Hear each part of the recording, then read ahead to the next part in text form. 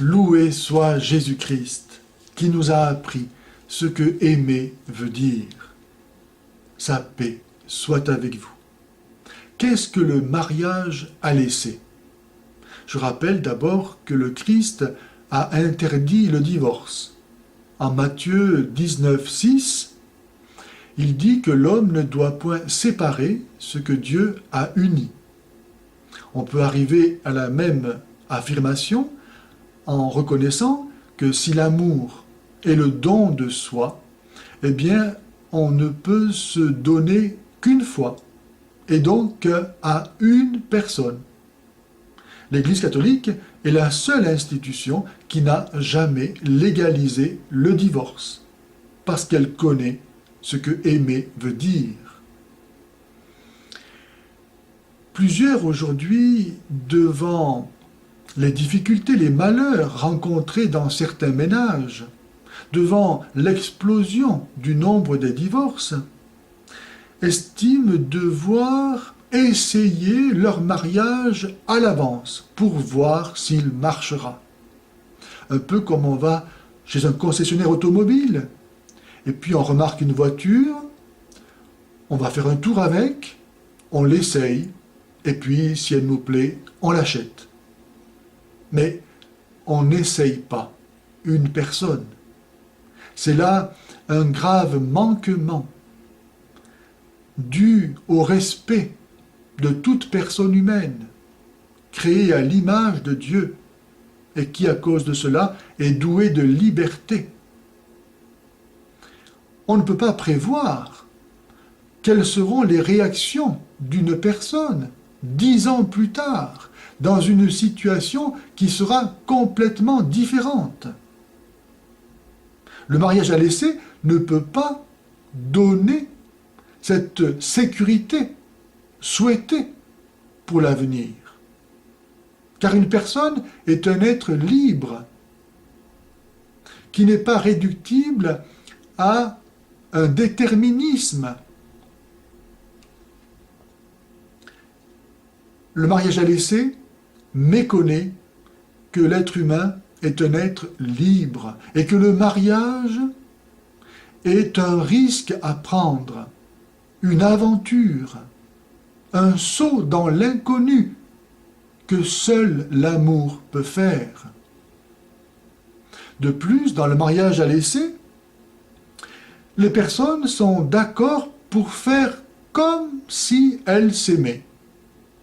Mais peut-on faire semblant de s'aimer? Peut-on faire comme si l'on s'aimait? Peut-on faire comme si l'on se donnait?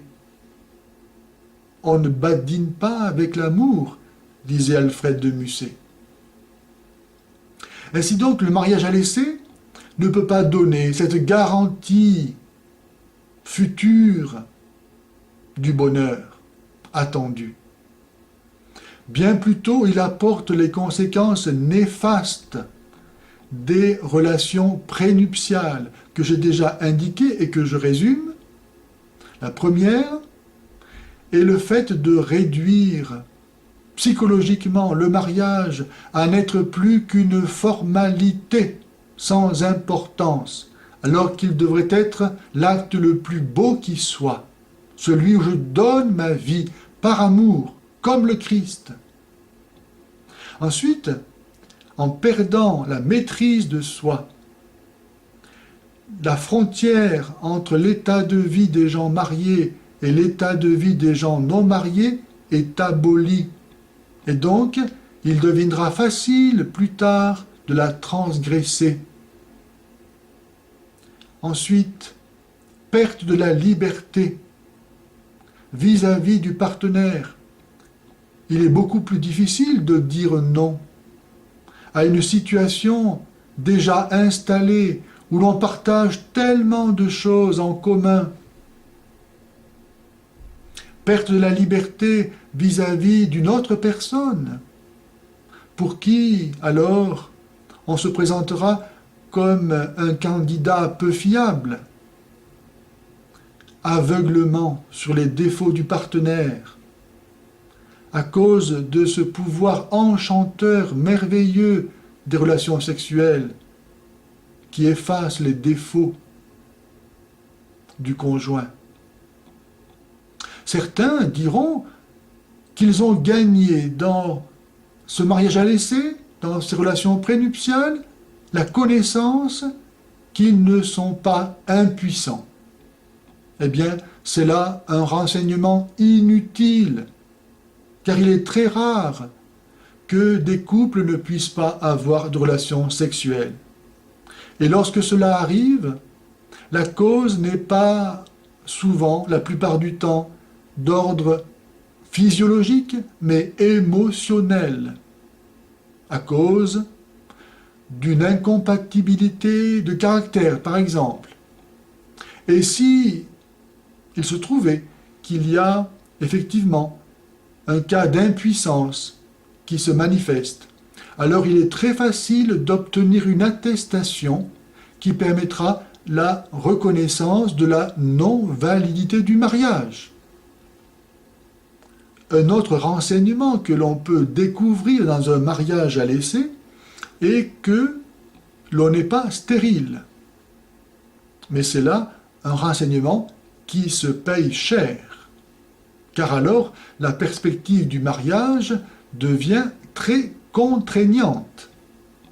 Et l'on sait que plus de 90% des couples qui se sont mariés lorsque la mariée était enceinte finissent par un divorce.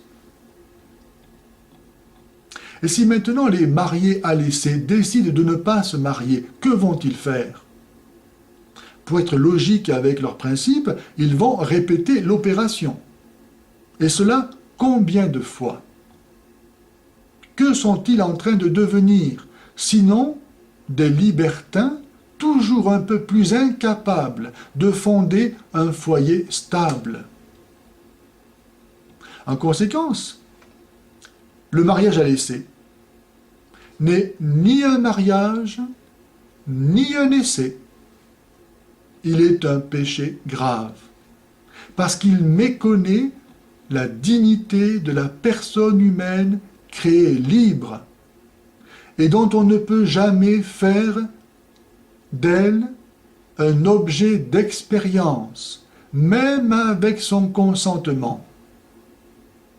Une personne humaine ne peut jamais être réduite à un moyen en vue d'une fin.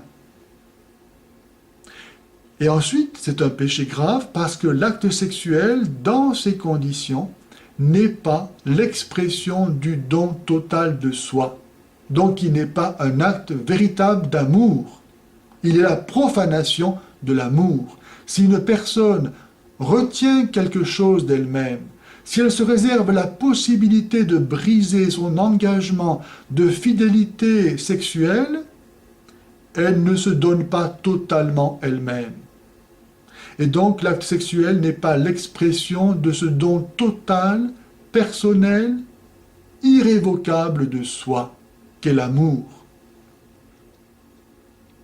Que le Christ Jésus, qui nous a appris ce que aimer veut dire, soit la lumière et la force de ceux qui cherchent le bonheur, que nous cherchons tous.